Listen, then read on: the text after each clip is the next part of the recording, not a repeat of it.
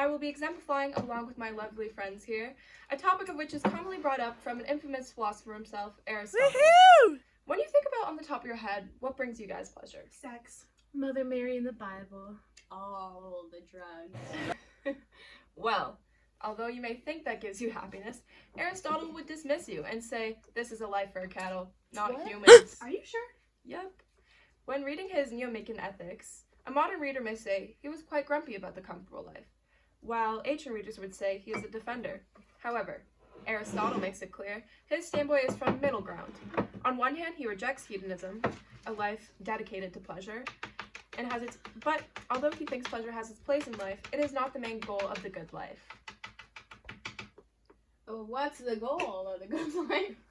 Well, Aristotle defines the good life as a life of reason and virtue. He believes that to be happy is more like being blessed than being content.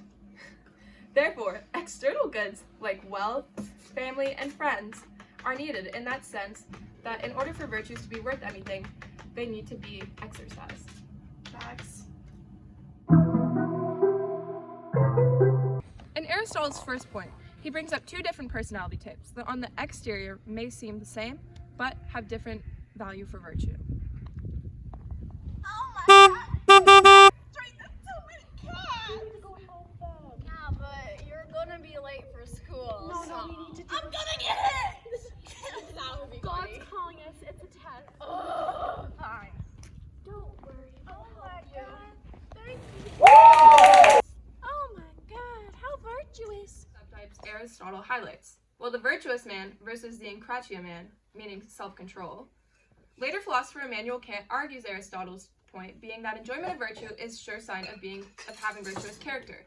Kant says that morality has nothing to do with enjoyment.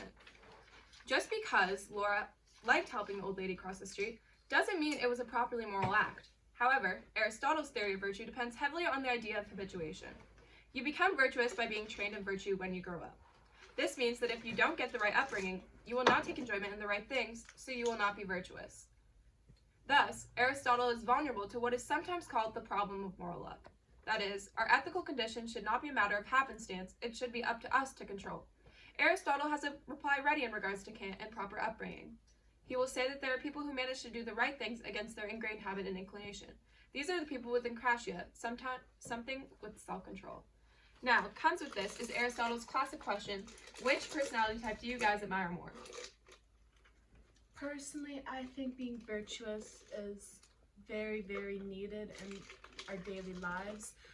I live by God's word, and if I see people... Boring. Yeah, virtuous just ain't it. Like, you can say that, Well, but it's more then so a matter of like self-control, like yeah, self-control's better. do you enjoy You it? need to be kind and have good morals to all. To Like, live can a she be good rolling life. enjoyment right now? Yes, but she's controlling herself. God is not... It's called the devil's lettuce for a reason. The devil.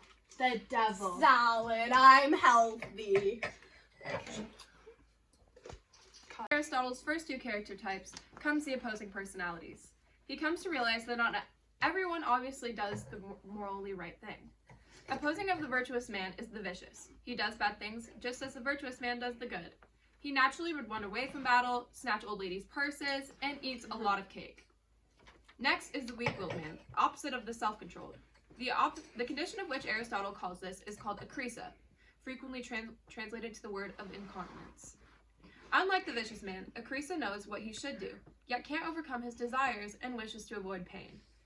In comparison, Socrates, on the hand, believes that the idea of akrisa does not exist, and that no one does willingly, and that consciously choosing the bad thing is like, oh, I bet the best decision for me is to do the bad thing, which we see a lot. So shit. Happy birthday, Laura. Thank you so much, guys. I'm so happy to have you guys here. It's been so much fun. It has. And soon we're gonna eat some cake. That My mom got cake. especially Yeah. from the Looks bakery. When are we gonna eat it? In a little bit. Like, That's not gonna work for me. She do the fucking thing. what the heck, Taylor? Taylor, that was my birthday cake. My mom. I'm out of a goldfish almost, and I got the munchies, and I was looking forward to the cake. we were just about to cut into it. Like, I don't know why she couldn't have waited. Like, patience is a virtue and gluttony is a sin. And I take that very seriously. And we were about to eat. When a girl's hungry, she's obviously gonna eat.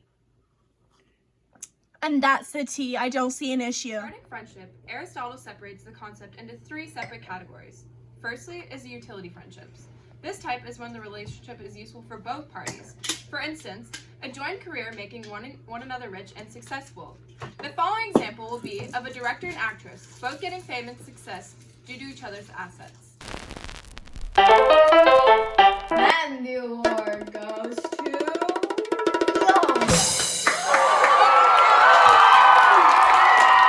Oh my god, did it? We did it! Okay, I'd like to thank my director, Jim.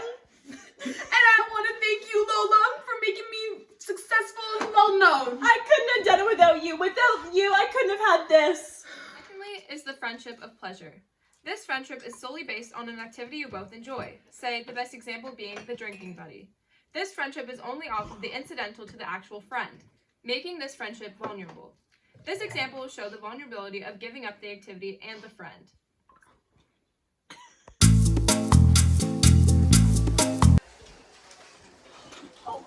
Hi! Oh my god, it's been forever. I haven't seen you at Bible study reading for a long time. Is everything okay? Yeah, I've just found, other extracurriculars. Oh, I see. Well, if you need to talk, I'd be here, and God's always there for you. So I'll pray for you. So is the... Although the last 2 friendships can seem defective, we can nonetheless call them friends because of their resemblance to true friendship. Although the 3rd time of the friendship is virtuous. This is based off of the state that I admire your character and values, and you value mine. In the ideal case, the 2 friends will be equal in virtue. In equality for Aristotle, it is inimical to friendship.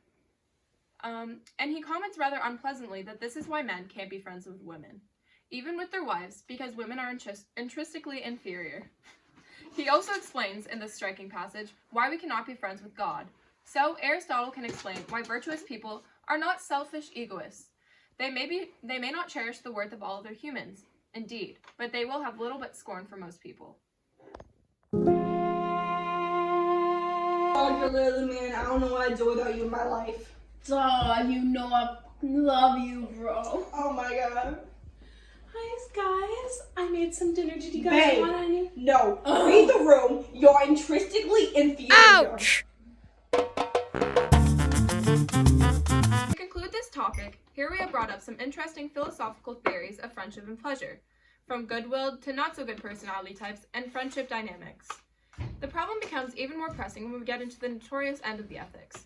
Aristotle announces that the best life is not after all a matter of political activity, but rather a life devoted to philosophical contemplation. Where does this leave interpersonal relationships, or for that matter, a virtuous personal activity, which we brought up his theories? We'll leave that on another note, ending. That is episode 45, Aristotle, Pleasure and Friendship. Thank you. A bitch got a fuck. Where's the flash? Can I say? I'll be like, look, leave the room. You don't want to hear you're intrinsically inferior. Oh, we don't have Coke on us. I'm just gonna fill it with You have ginger ale. Ginger ale's more closer to beer. Oh my god, it looks like beer. It looks like beer. I don't know why she thought that was so funny. Oh my god, you're amazing. Rachel, if you don't get I it, have 10 more minutes, guys. Mr. Geddes, you should totally give Rachel an A. I'm scared. Kind of stuck. We'll fix this later. No, guys, stop. Can you guys not? Okay, ready? Sorry, I'm stressed. Okay.